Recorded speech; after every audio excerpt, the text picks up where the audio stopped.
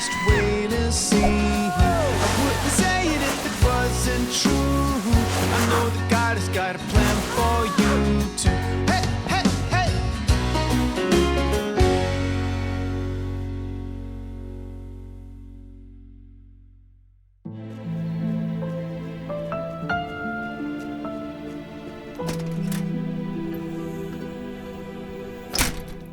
Ben, the galaxy needs you.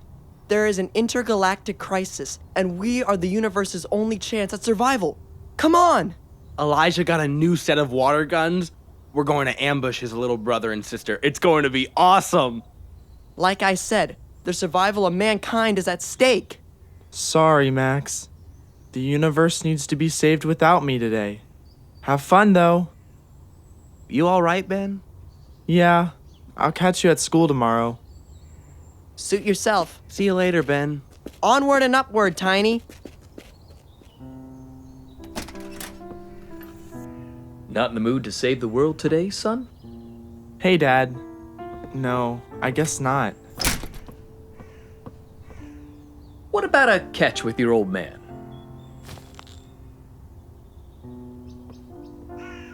What's on your mind today, son? I don't know. I guess I'm just trying to figure out life. Yep, I've been there. Been there my whole life.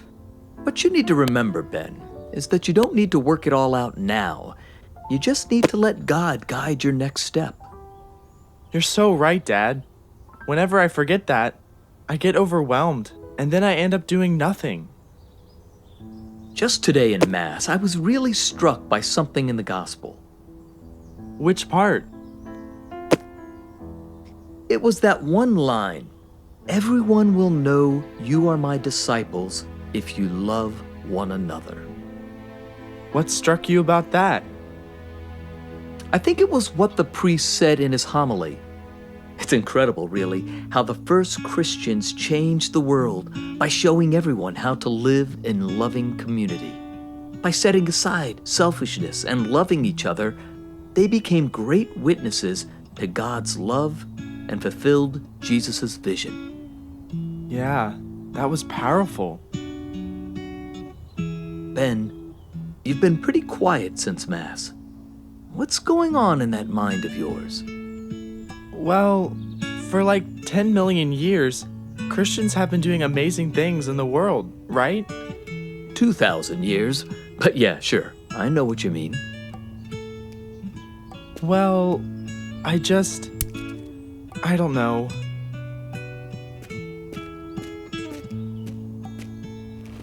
Bud, are you worried you won't be able to do amazing things too? Kind of, yeah. That's natural, son. Sometimes I feel the same way. You do? Yep. Why aren't you down and confused like me then? Because of the Eucharist. The Eucharist empowers us to do great things for God. Yeah, but Dad, think about the lives of the saints. They did things I feel like I could never do. That's true. You will not be the next Saint Francis. But that's a good thing. It is? Sure. The world doesn't need another Francis of Assisi. The world needs you. We are all unique, and we all have a special mission just for us that only we can fulfill. After all, God didn't create you to be a clone of another person, no matter how good that other person is or was. I guess that's true. You guess? Well, then I think we ought to take a closer look at the lives of the saints.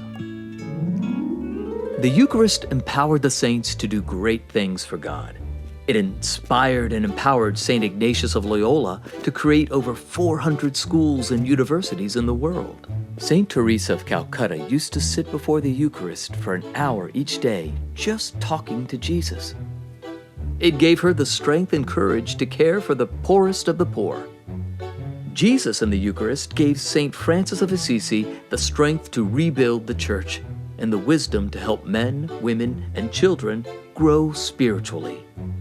St. Therese of Lisieux received power from the Eucharist to do little things every day with great love. The Eucharist gave St. Thomas Aquinas the ability to write great books that helped people discover the genius of the Catholic faith. This is exactly what I'm talking about, Dad. All those people did incredible things for God and for other people. I just don't think I could ever be a saint like them. They're too good. Son, do you think that St. Therese or St. Francis were saints from the moment they were born? I guess I never thought about that. I don't know. Were they? No, they sure weren't. Let me tell you a secret, Ben. A secret that took me too long to learn. What is it? Everybody has struggles. Everybody has bad habits they have to break. Everyone disappoints God sometimes. But every time you do or say something that helps you become a better version of yourself, you are one step closer to becoming a saint. Really? Absolutely. Here's the thing. You cannot become a better version of yourself and not grow in holiness. It's impossible. Every time you become a better version of yourself, you grow in holiness. But it's hard to do those things. Impossible, actually, on your own. But when we collaborate with God, great things become possible. That doesn't mean they become easy, but they become possible. And if we make ourselves available to Him, God will empower us to make great decisions, to love boldly and bravely, and to follow His call. Dad, I hear what you're saying, but do you really think I have a chance at being a saint? I sure do. But let's straighten something out. There are some saints that are famous, right? Like Francis and Teresa. But most saints are ordinary people doing ordinary things with great love. And they don't become famous saints. Famous saints are not better saints than unknown saints. God writes His own history books, and the truth is, the holiest people who ever lived, we might never have even heard of. But where do I start, Dad? Great question. I love how practical you are, getting straight down to the main thing. The important part isn't whether or not you do something the world sees as big or important. The main thing is to do your best every day to become the best version of yourself, grow in virtue, and live a holy life. But where will I get the strength and courage to do that? Son, God has been using the Eucharist to empower people like you to do ordinary things with extraordinary love for 2,000 years. And I don't think He's all of a sudden going to stop with you. You can count on the love and support God is going to give you through the Eucharist. And I am so excited to see what the Eucharist empowers you to do with your life. Thanks, Dad. But do you think God will empower me anytime soon? He empowers you a little bit more every time you receive the Eucharist. But do you know what I think God is empowering you to do right now to turn that frown right side up? What's that? I think it's time you joined me for a chocolate milkshake at someone's favorite burger joint. Really? Yeah, come on, let's go. We can talk more about this in the car.